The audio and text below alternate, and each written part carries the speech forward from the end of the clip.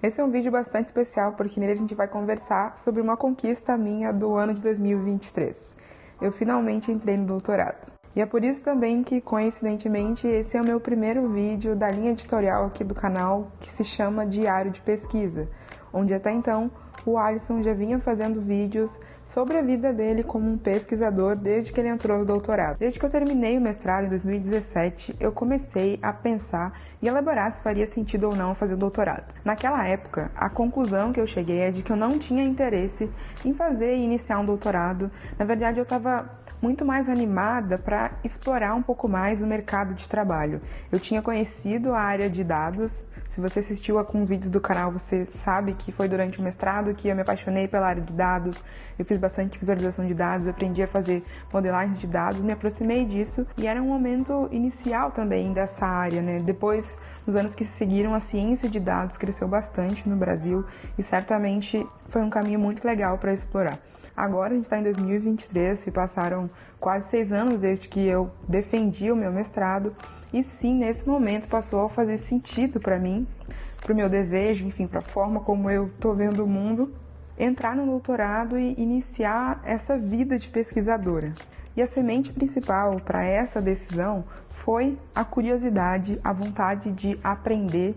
A gente está vivendo um momento de revolução da inteligência artificial, de muitas transformações e muito rápidas na nossa sociedade. Se você acompanha as notícias acerca desse mercado, dessa área de tecnologia, você certamente também tem dentro de você muitos questionamentos. E isso se alinha totalmente com o programa em que eu escolhi fazer doutorado, que é o Programa de Tecnologias da Inteligência e Design Digital. Aqui no site da PUC São Paulo e do TID especificamente, a gente consegue ter uma noção do que é esse programa. Então, esse programa é um programa de estudos pós-graduado stricto sensu, ou seja, mestrado e doutorado, e que tem por vocação desenvolver atividades de ensino, pesquisa e intercâmbio que façam frente à revolução digital, ao conectar interdisciplinarmente as áreas de computação, informática, cognição, ambientes virtuais de aprendizagem, design e estéticas tecnológicas. O programa pretende responder aos desafios tecnológicos atuais, aglutinando competências científicas, humanísticas, educacionais e técnicas em uma unidade complexa e coerente. E certamente, se você acompanha o canal e os posicionamentos meus e do Alisson, você percebe que tem alguma sinergia com a forma como a gente observa o mundo e costuma discutir os problemas e abordar os impactos das tecnologias na sociedade. É bastante raro, na verdade, a gente encontrar um programa tão multidisciplinar que não tenha aquela divisão estrita, né, em diferentes caixinhas do conhecimento. Então, o pessoal das exatas não vai conversar com o pessoal das humanas. Em muitos lugares, infelizmente, é essa estrutura que impera, mas no TID é bastante diferente. Então a gente tem professores com diferentes backgrounds, né, diferentes experiências, diferentes linhas de pesquisa, algumas mais humanísticas, algumas mais da área das exatas, e todos eles estão conversando para justamente conseguir abordar um problema complexo de maneira complexa. Então a gente não vai conseguir resolver os problemas que a gente enfrenta na sociedade hoje com apenas um fragmento do conhecimento, que seja de humanas ou de exatas. Eu não conheci o TID no momento em que eu apliquei para o doutorado, eu conheci um pouco antes, durante a pandemia, quando, na verdade, eu conheci o Diogo Cortis, que talvez, se você nos acompanha aqui, você também conheça. O Diogo atualmente é meu professor no programa de doutorado e também meu orientador. Ele mesmo fala bastante sobre esse caráter multidisciplinar do programa e divulga de tempos em tempos, né, as iniciativas, as linhas de pesquisa em que ele está trabalhando. Então eu fui acompanhando meio de longe, mas no primeiro momento não foi algo que me chamou tanta atenção, também não me aprofundei, né, em conhecer o TID naquela época. Mas em 2022, então no ano passado, no segundo semestre, o Diogo também divulgou quais eram as linhas de pesquisa que ele ia trabalhar nesse ano de 2023 e divulgou que as aplicações para o mestrado e doutorado do TID estavam abertas. E aí foi nesse momento, né, num cenário em que eu já estava mais curiosa e cogitando a possibilidade de fazer um doutorado, que eu resolvi então conhecer o TID, pesquisar e me aprofundar também um pouco mais no que o Diogo estava pesquisando, se fazia sentido fazer essa aplicação. E eu entendi que sim, né, lendo algumas coisas como a que eu li aqui para vocês, que está no site do TID, eu me interessei muito. Depois de conhecer as linhas de pesquisa e me identificar com as possibilidades de trabalho dentro do TID, o próximo passo foi entender como que seria a aplicação. Então, lendo o edital do programa, eu descobri que tinha duas formas de aplicar. Uma delas era com uma carta de intenção, então você se expressar, né, ali na sua aplicação do porquê você se identifica com o programa, o que você vê que você poderia fazer e trabalhar, em que linhas de pesquisa que já existem você tem interesse em ser inserido. E a outra opção é você fazer um pré-projeto, né, que é um documento mais aprofundado do que essa carta de intenção, em que você, tendo um tema de pesquisa, então, vai discorrer um pouco mais sobre ele, sobre a metodologia que você vai utilizar, sobre qual é a sua pergunta de pesquisa, ou quais as perguntas que você vai abordar, quais são as hipóteses que você tem sobre esse seu problema. Quem tem familiaridade, né, com a pesquisa científica entende que esse é um modelo mais ou menos padrão, né, de um projeto de pesquisa. Eu decidi então seguir com a minha aplicação fazendo a carta de intenção, num primeiro momento olhando para as linhas de pesquisa do TID e então mencionando quais eram as que mais me interessavam, que estavam ligadas à área de inovação em sistemas, que também é a linha de pesquisa em que o Diogo Cortis trabalha. Só que num segundo momento eu também acabei escrevendo um pré-projeto, porque eu optei por fazer a aplicação para uma bolsa na modalidade 2 da CAPES, que é uma bolsa em que você tem a gratuidade da taxa escolar, né, da mensalidade, embora você não ganhe um auxílio, né, para você se manter ali ao longo do mês, e por isso também você pode ter uma bolsa e ter um trabalho, um outro trabalho.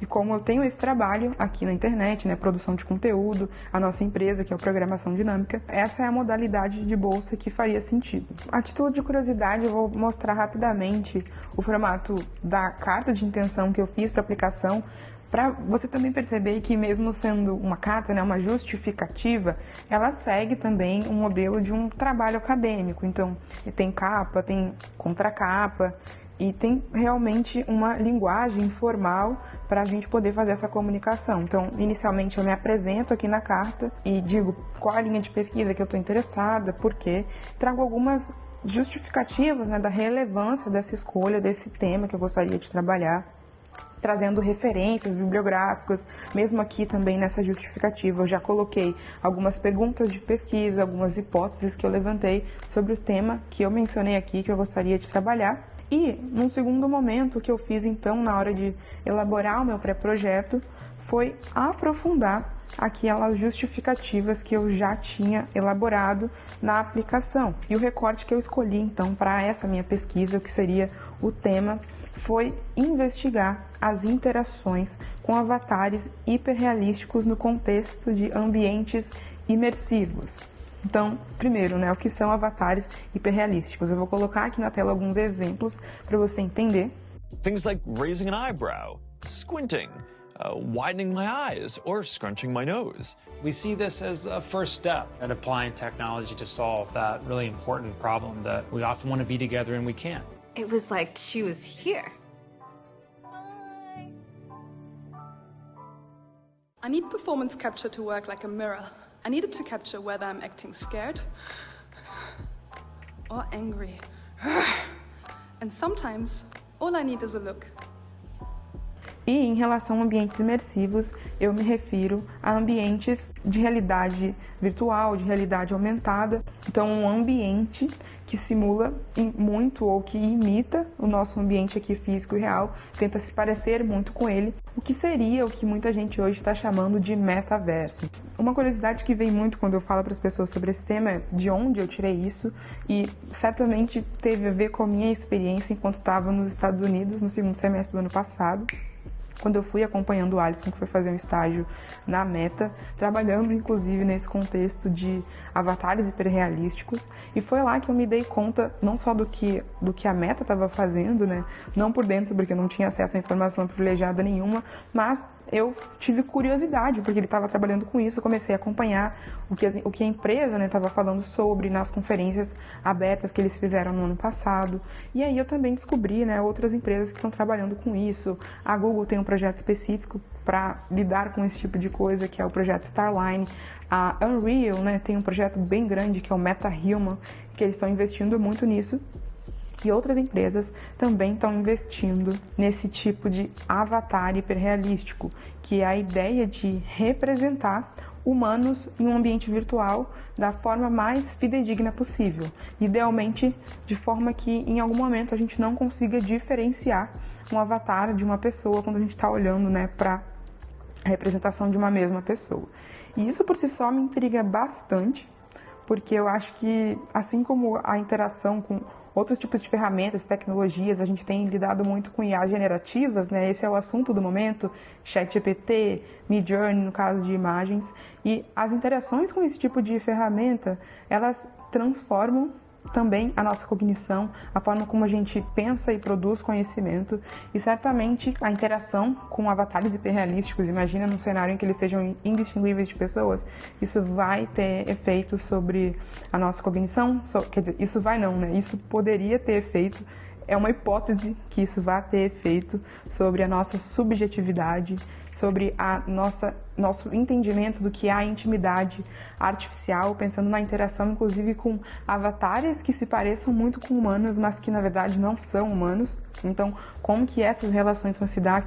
Que tipo de impacto isso vai ter na nossa sociedade? Pensando em recortes também raciais, recortes de classe. Então, tem várias dimensões que podem ser olhadas no contexto desse problema, e eu sinto ainda aqui no contexto aqui do Brasil que a gente está vivendo, parece bastante distante, algo assim, mas justamente quando eu fui para os Estados Unidos, eu tive uma percepção bastante distinta, então uma sensação de que isso está muito mais próximo do que eu imaginava e de que a gente precisa olhar para esse tipo de questão para não ser mais uma vez atropelado por esses avanços tecnológicos, avanços entre aspas, porque essa certamente é uma discussão que a gente precisa fazer, discutir se isso realmente é avanço, discutir também a aparente inevitabilidade do avanço tecnológico.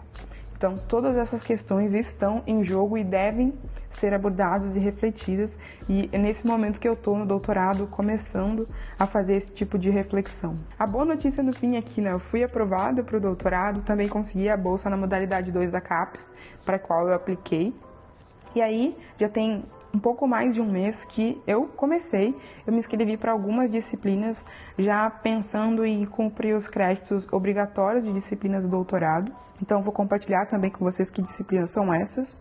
No TID tem uma particularidade que desde o primeiro semestre a gente já se inscreve na disciplina de orientação, então essa é uma das disciplinas que eu estou fazendo, e as outras são essas aqui. Então, um seminário sobre inovação em sistemas, que o professor é o Diogo Cortis, que eu mencionei já.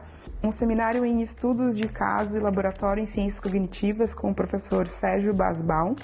A disciplina de epistemologia e metodologia de pesquisa, com a professora Lúcia Santaella. E o seminário em aprendizagem e semiótica cognitiva com o professor João Matter. Então, essas são disciplinas bastante distintas, algumas delas têm interseções.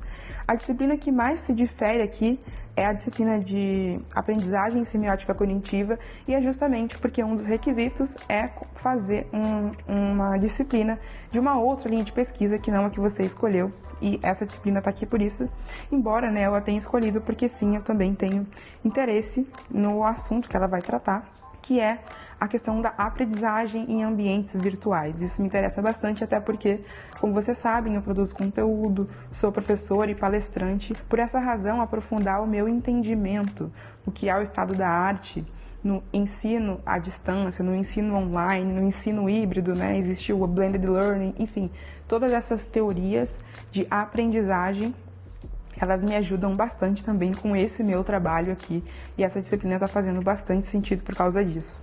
Um parênteses que pode ser útil é que esse lugar aqui onde eu estou organizando todo o meu doutorado, né, as informações sobre as disciplinas, é o Notion, e eu vou fazer um vídeo e soltar aqui no canal também, aprofundando um pouco mais nessa minha organização. Então, como que eu estou usando o Notion para organizar, para fazer os projetos, para fazer as notas de aula. Tá bem legal o sistema que eu fiz aqui, por isso eu acho que vale a pena compartilhar.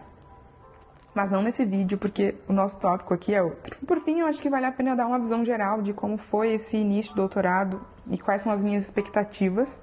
Posso já adiantar que as minhas expectativas são bastante altas, porque todos os professores com os quais eu já pude ter contato, eles têm uma profundidade, uma experiência no tema, sobre os quais eles pesquisam e também dão as disciplinas. Então está sendo muito importante para eu me aprofundar as discussões, ampliar muito mais a minha capacidade de refletir sobre esses problemas que são tão complexos. Então, todas as disciplinas também, elas são bastante atualizadas. Toda semana a gente vê várias notícias, né, sobre inteligência artificial, principalmente. E toda semana a gente está lá, conversando com os professores e com os colegas sobre todos esses temas, porque eles impactam de uma maneira mais ou menos significativa a pesquisa da maioria dos alunos que está no TID, justamente pelo objetivo do programa. E eu gostaria também de saber de você, se você é uma pessoa que chegou nesse vídeo porque você já é um pesquisador, já gosta da área da pesquisa acadêmica, ou se você está pensando, está cogitando, tem interesse, quero conhecer um pouco mais da sua história, deixa aqui nos comentários para a gente continuar essa conversa. Esse vídeo fica por aqui, muito obrigada e até a próxima!